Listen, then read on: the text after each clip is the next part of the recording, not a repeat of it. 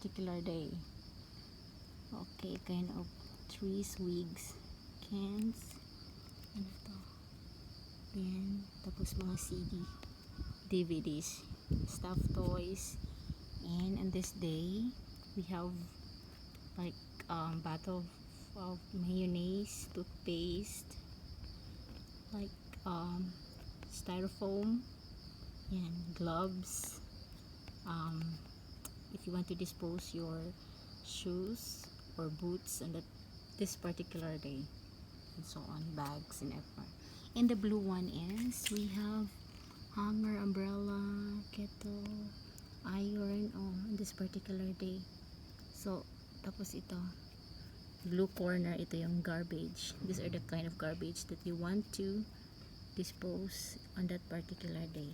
So meron silang green, red at saka blue. Meron pa dito, I cannot read in Japanese.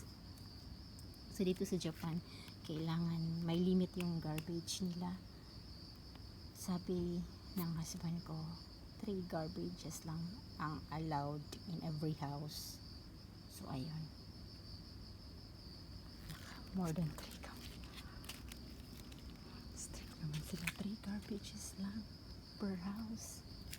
Ayun, so ito yung announcement. Maganda, diba? So you see a lot of people that are disposing garbage also over there. So ayun, may mga garbages at the corner of the road because the people are from their houses get their garbage and put it along the road, so garbage collector would be easy. Gozaimasu.